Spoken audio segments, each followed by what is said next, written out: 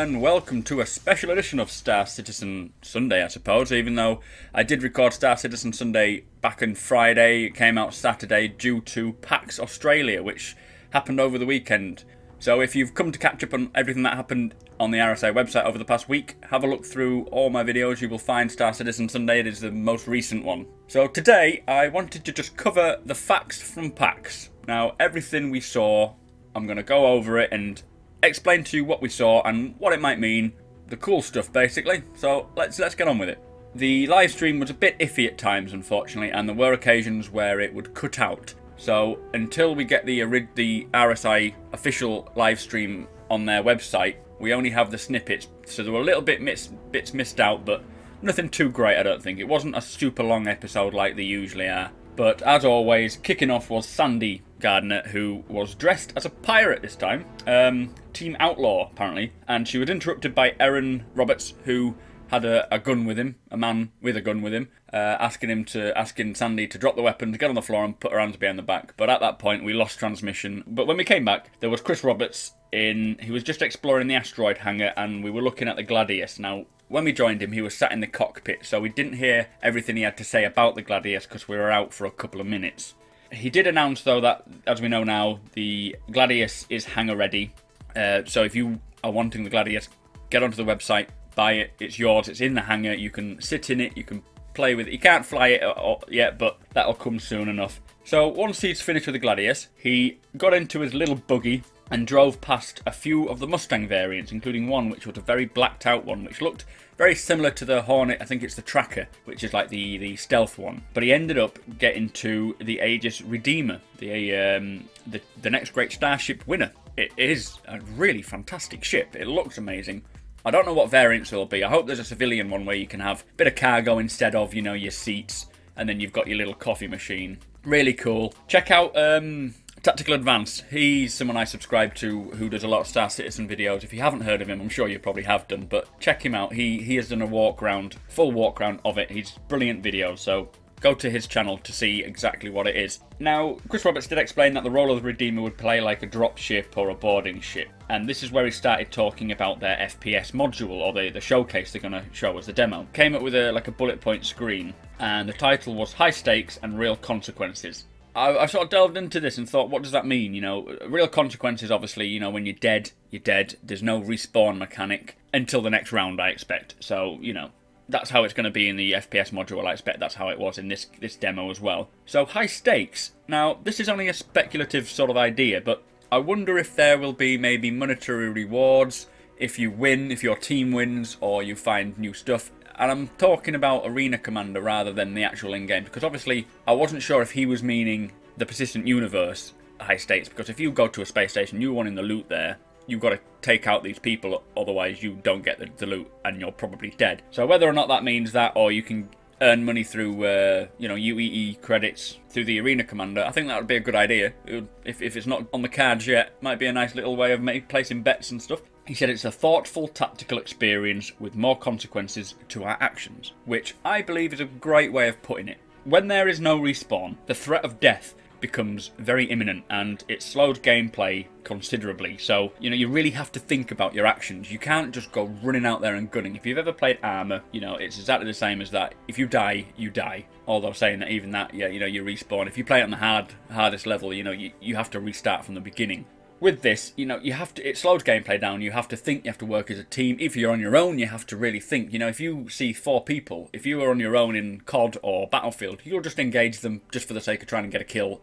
Even if you get two of them, one of you, you're still a 50%, you know, kill to death ratio. Whereas this, if you see 4 people and you're on your own, don't engage them. You know, you've got to wait to see what their plan is. Maybe you can sneakily get behind one, take them out quietly, or just leave them to do their thing and get on with it. You know, it's too dangerous, so you've got to think about these sort of things. So, you know, teamwork and tactics will be the key to success in the persistent universe or in the Arena Commander module of the FPS. Now, he mentioned there is a drag sort of wounded players to safety, and then you stabilise them. So this is what's seen as technically the respawn. If you get shot in the head, you're dead, you're out of the game. Simple as. If you get shot somewhere and you bleed out, you're out of the game. You cannot be revived. If you get shot in the arm, you will lose you cannot use that arm. If you get shot in the leg, you'll limp. It's relative to where you're hit. So what will happen if you get shot somewhere and you start bleeding out?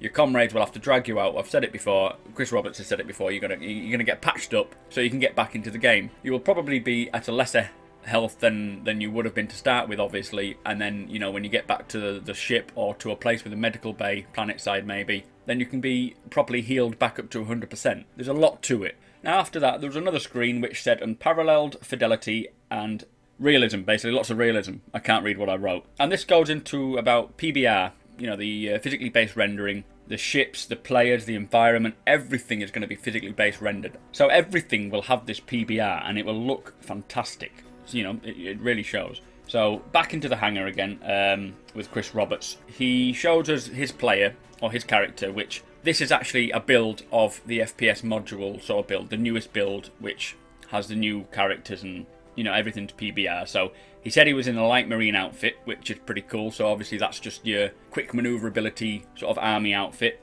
And he mentions that the character is actually breathing. If you look carefully, you can see his chest moving, his arm moving as he's just idle, but it's him breathing. When he went to the first person view, you could see the breath on the helmet. And something that he mentioned is that if you run, again, like armour, you have a stamina. Hopefully there'll be some sort of length of, you know, if you do a lot of running in the Star Citizen, you might be able to increase that stamina so you're not constantly out of breath. But anyway, back to the point. The breath was seen on inside of the helmet, which is very cool. And if you start running, there's more breath coming up. You can hear your breathing. It gets increased in tempo. You get out of breath, and that will generally create weapon sway. You know, you will have less hearing because you are hearing your breathing more. So really immersive there. Now the next few bits he mentioned during that was really interesting, and he says how the eyes are separate from the head. When you look up, you go to a certain point as how far you can see, but your eyes does the leading, and so when you get to a certain point, your eyes will just keep going to the highest point. With that,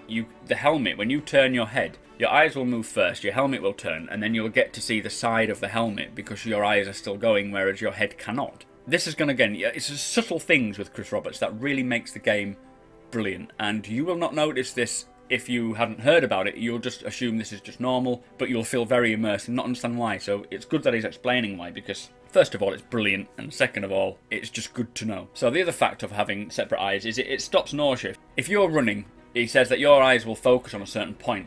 Your head will bob, but your eyes will still stay focused on that point, so you do not feel nauseous. If you were, like he's mentioned a GoPro, so if you had a GoPro, it bobs up and down, you watch that, you're gonna feel sick because it's just so erratic. So what they've done is they've made the eyes, because they're separate from the head, the eyes will focus and stay level, but you can see the helmet bobbing. You know, that is your head bobbing, but obviously your eyes staying still, so you won't feel that nausea, which is very good. He also says that the first person and the third person usually is, the first person is like a floating camera with a gun put in front of you and your arms, and they're not actually attached to you. It is just, you know, that's you basically. So what they've done is they've created it so the first person and the third person are the same thing. You are a physical body, which is very rare in first person shooters.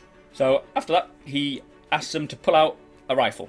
And it's the first look we've had at weapons in action. We've seen the picture of this weapon. It looks like a G36 types variant, but this is the first time we've seen it. And it's got its little UE stamp, which is very cool. And there's a moment where he looks at his gun and he says that, you know, there's ability to look at your gun while idle. I suppose it's going to be similar like on Crysis, where, you know, if you want to mod out your gun, you'll bring it up so you can see it, which is nice. I hope you've got control of that so you can see your gun. You know, you press a button and then you can just have a look round it. I hope it's the same sort of similar way of putting silencers on, sights on, because you can mod your gun completely. So with that, hopefully your weapons will feel personal to you, because on a lot of games, it's only just now, like with certain games where you can customize your cars and things, that these cars feel personal to you, whereas, you know, the guns are just guns. You could pick up one, pick up another one. It'd be nice to be able to have your own initials on them, or maybe your own paint job, your own skin. But yeah, and you'll be able to see them and feel them like they're a physical thing. And when he started firing, you know, I felt chills. It was just, he simulated everything. It was really impressive. Everything felt real. It felt chunky. It felt like it was a physical item. I mean, although bullet drop wasn't mentioned, I'm sure there'll be bullet drop. The recoil was intense, you know. The kickback was crazy. There's going to need some real skill to control the sway. You're going to have to figure that out, and it's going to come through training and practice. So, you know, shells were expelled from the chamber, and again, like armor, the finger on the trigger was pulling the trigger. And don't forget, armour is a military simulator. It is just a military simulator.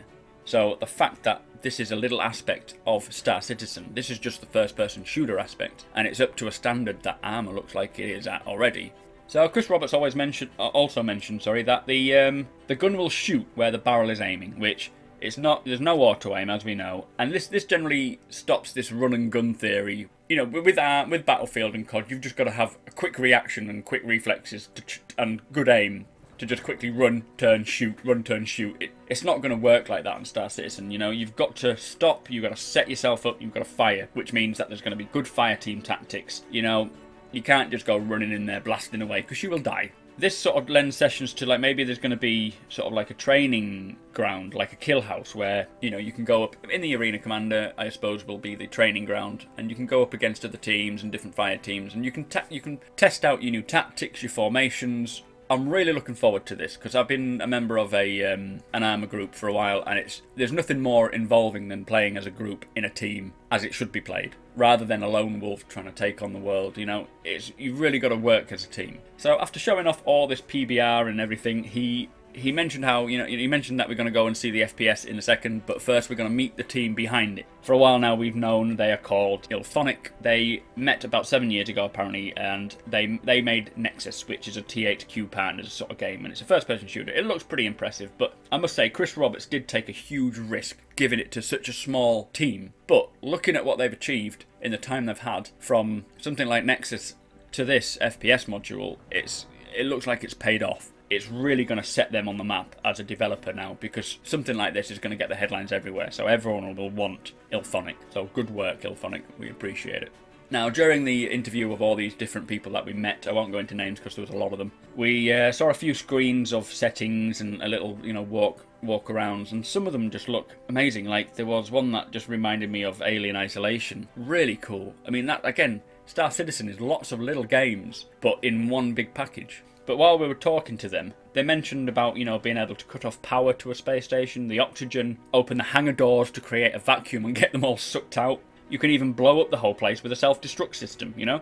And all these elements will change the experience. I mean, when we saw them land, they got off, they had a battle, that was it, you know, it was the end of. That's just the demo, obviously. In the persistent universe, you may land on a space station with the intention of going in there with a team, taking out these pirates, and then leaving again, or, you know, looting them all. But you could just get there, land, and then hear over the announcements, the tannoy, whatever, that is, you know, self-destruct T-minus 10 seconds, and literally have to do a 180 and start your ship up and get back out of there in 10 seconds before it explodes. It's just, anything could happen, you know? Turn off the oxygen, you know, you have to use your breathers. You don't know what's going to happen.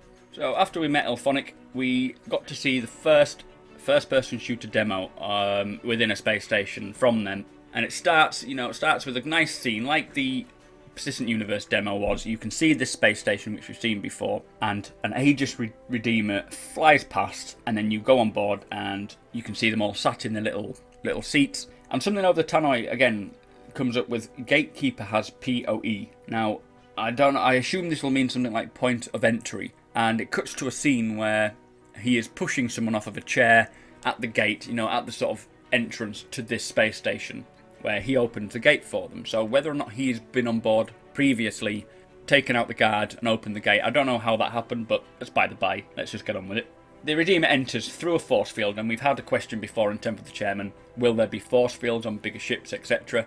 Chris was saying definitely, because he knew about this, obviously, and that force field you come through will protect you from fire while you are working on things in the hangar bay or the cargo bay or whatever, you know, so you can't get shot. It's to keep you safe, but ships can obviously pass through. And this is where we see the first environment of the base station, which is the hangar bay, the landing bay. And the Redeemer sits down, and then the team exit through the rear door. And if we have a look at the screen that we can see of his HUD in the helmet. So if we look at his HUD, it starts with, in the top left-hand corner of his HUD, there's a radar, which is self-explanatory, very similar to other radars like, let's say, Destiny, but without the marks, to show you which location. It just shows it's a scanner, like a movement scanner. In the top right, it shows you the weapon choice. The weapon he has chosen, which is the one that we've seen before, is a P45C. That's the name of it. I don't know I can't remember who makes it, but it sounds like it's going to be a 45 caliber caliber rifle. I don't know if it's a submachine gun or an assault rifle. P, when it comes to a weapon, generally means personal, so it could be a submachine gun, but it does have a 30 round mag, so we don't know yet. But moving on from that, we have in the very top central area, you've got tactical, medical, and then overview. So tactical, I would assume, is what we are seeing now. It's got the map, it's got the radar, sorry, it's got your ammo count, etc. And then obviously med would be your medical health, or maybe your team health, you know, possibly. And then overview, I'm not sure what that would be, God knows. It could be your objectives, it could be a full map. Who knows what that means? But then we go to the bottom right, and to me it looks like the EVA suit information. You've got THR, which I would assume stands for thrusters. Underneath the thrusters you've got fuel, so it'll be telling you how much fuel your thrusters have, which obviously if you use it all during EVA, you will run out and you'll have to drag yourself somehow. Next to that is OXG, which will clearly mean oxygen, so it's your oxygen supply. So again, more aspects of the game. You've got to manage your oxygen, you've got to manage your thrusters in your EVA suit. Maybe you can upgrade them like on Dead Space to get better capacities. And then there's this sort of wavy, what do you call it, like frequency line, and I have no idea what that could be. Probably heart rate, I don't know, it doesn't look like a heart rate, but we'll have to find out more about that later. So as we wander through the hallways in a team, he sets up the new formation and so forth, and the dynamic lighting looks amazing. This place is so, again, I'm going to mention it again, Alien Isolation, it looks like that. And that is like a hell of a horror, scary game, you know. But then it goes to split screen, and you can see, you know, like all the good old days of your multiplayer games where you can hardly see your car or whatever while you're racing with your brother and so forth. And you can see each one's different things. And as they're moving through, I think it switches to the opposing team, because if you see the HUD changes colour from blue, being the UEE Marines, switching to orange, which to me, or yellow, sorry, which looks to me like it sounds like pirates. The pirates are prepping for an engagement. They're in this sort of mess hall, the dining area, and one of them says, throw down your ADS. Now, he whips out this little box, and an ADS, I can only assume it stands for Auto Deployment Shield or something along those lines. Definitely shield, because he throws it on the ground, and then this hollow shield, this little blue hollow shield appears. And this is one of the little tactical things, you know, you're not going to be preset with these items. You'll have to collect them from the ship and have them ready. You know, you have to think about what engagement you're likely to come into and use that. You know, very, very cool stuff. I can't wait to see what else there is, because that is impressive. But then it switches back to the Marines, who are approaching through a stairwell. As they go past the kitchen hall windows, you know, they announce the first contact, and they're shooting through the glass. The glass is smashing everywhere. The guns are going off everywhere. It is mayhem. It is obviously a demo, so they're not, you know, they're not trained to do this sort of thing. They're just having a bit of fun with it. But you can really see how well it can work if you take it slowly. You know, if you see them, you don't have to. If they haven't seen you, you can get down and plan your attack properly. You know. But anyway, we also saw laser weapons for the first time too. So in itself is a whole new aspect. So after an intense firefight with multiple casualties on both sides by the looks of things, we return to Chris Roberts, who just gave us a little insight as to what we can expect in these sort of demos, and he's mentioning how, you know, you can turn gravity on and off, you can damage them, there'll be jetpacks, there'll be grav boots. They're not in this demo, but it's going to be available eventually. And also, there's going to be a push and a pull mechanic. And he mentioned Gravity with Sandra Bullock and the other bloke, George Clooney, where you can pull yourself through the environment. But he has mentioned it before, and that's not happening yet, but it's going to happen later on. And so from this, he allowed us to see a zero-G, zero-gravity firefight. And again, we started on foot first with Gravity. This time he had a pistol, which was called the LM86. Which had a 13 round mag, and that's pretty much all I can say about that one. And, you know, he showed you the view outside, and can you just imagine walking past while you're exploring a space station and seeing, like, you know, an approaching pirate ship, or if you're the pirates, a UEE ship coming in and thinking, oh shit, we need to get prepared to take them on, because that's what will happen. You know, that can happen. It's not what's happened, you know, it's not like a set determined routine of what's going to happen. It's so random in the Position universe. Anyone could show up. The Vandal could show up. This time the first contact was with a human hologram, which he turned the corner and there was a human stood there. He engaged with his pistol, shouted out that it's a hologram, ignore it, and then Nick, by the looks of it, came round the corner and he engaged with Nick with a pistol. Didn't really do anything because I think obviously they're trying to prove the demo, so they're not really wanting to kill each other. Nick, the enemy, managed to throw an EMP grenade. Now, we didn't see it really do much other than obscure his view in a really cool way, but I assume what will happen if you're in the vicinity of this or in the proximity of this explosion, your HUD will go down. You know, you won't have your Moby glass working. It'll take out all electrics with you.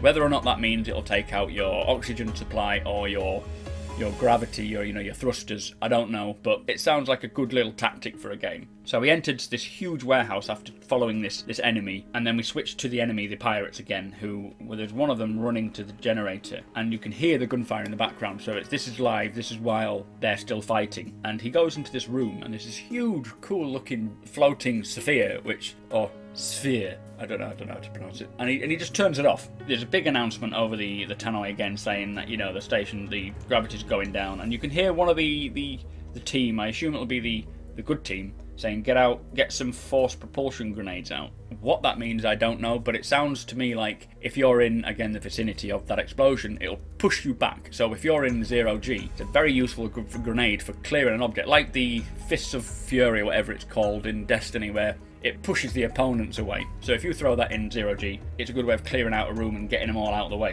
And as soon as the 0G's gone off, you can see objects coming into the air, whether or not that's realistic or not, or if it's just because, because if an object's got no gravity, obviously there's nothing pulling it down, but there's nothing pushing it up. So, I don't know. I'm not a physicist or anything along those lines, so I'll just move on from that. But yeah, you can see it all. The nice and cool environment with all these bits floating around. You see a dead body floating past, which is a bit odd. And then the person that we're with next, it looks like he's holding a grenade. Whether or not it's the force grenade that was mentioned, we don't know.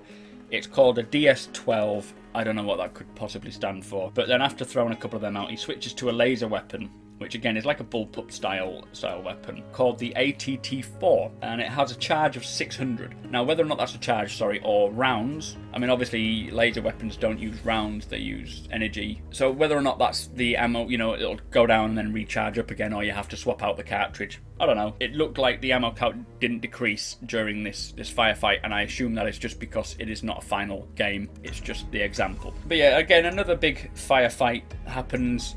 Really cool. There's not any sort of movement. The animations aren't complete, and you fly off to somewhere and you whack into a wall. It didn't have any effect, which again, it's not even alpha, to be fair. It's not even pre-alpha. It's just literally a demo of what we can see, what we expect to see. But you did see when things were floating like boxes, if they were shot, they would spin off. They would actually take flight from the direction that the bullet hit them, and react accordingly, which is very cool, because if you're in a room with lots of cargo boxes, you can just shoot into them or chuck a propulsion grenade in. Not a propulsion, it was a pulse, like a pulse grenade, a force grenade, and it'll just push everything out of the way. So again, just the aspects of gameplay are going to be very impressive. It sounds like the Outlaws win, so and I think that's who Sandy was dressed up as, wasn't she? The outlaw people. Outlaw pirates, so they won that one. Just imagine if you find a space station, the gravity and the generators are all turned off. You're going to have to EVA in the dark with a torch through this space station to try and find these generators and turn them on or fix them. And it's going to be very scary, it's going to be very atmospheric, and it's just going to be awesome. If you're on your own, say, and I land on my Aurora in the space station after finding it, and I'm thinking, I'm going to explore this. I go zooming through with my EVA, my torch, manage to find the generators, turn them on, and then I can walk around, who knows what's in there. But again, we come back to Chris Roberts, and he's explaining how it's very, very early preview. It's going to be far more polished than that. The animations are not correct because they're going to do a proper mocap shoot for that and for the main game and etc.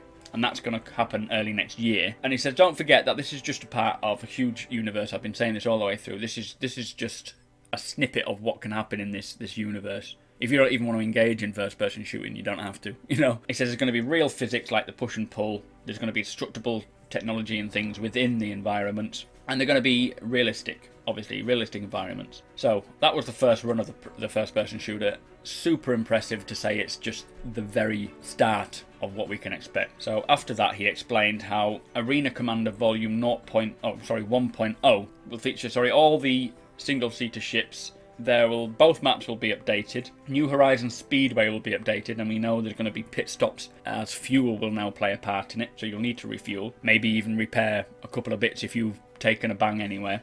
Missiles and countermeasures gameplay. Now, I think he mentions how this will be the signature of you You can manage your own signature, you know, at expense to other items, so other systems. There's going to be full ship systems that you manage. There's going to be shields and engines, etc. to swap out. There's going to be proximity warnings are going to be updated. There's going to be spectator cameras like cinematic ones, and the leaderboards are going to be done as well. And he also mentioned there's going to be some new game mechanics. He didn't say what, but hopefully, you know, we've seen Capture the Core, we've seen Vandal Swarm, there'll be more.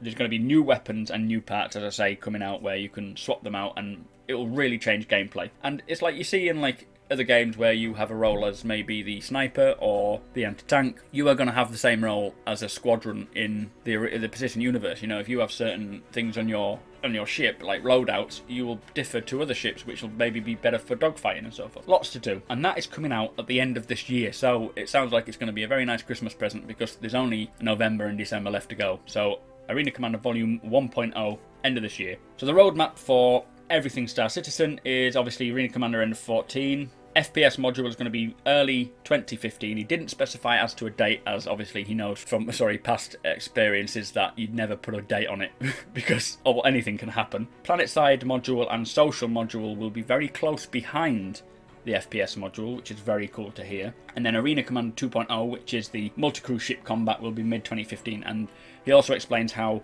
64-bit will be implemented by them, because currently we're running 8-bit,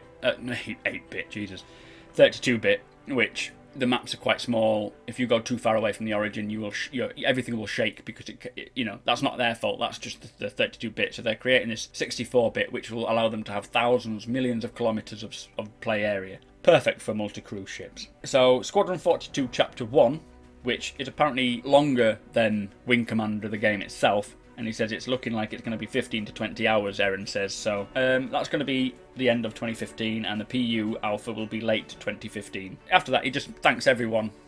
So backers, anyone who's supporting the game, everybody, he thanks them all, as he always does, because he's appreciative, but obviously we're appreciative too. So thanks Chris and thanks team. And then, yeah, and then that's it. So there you have it.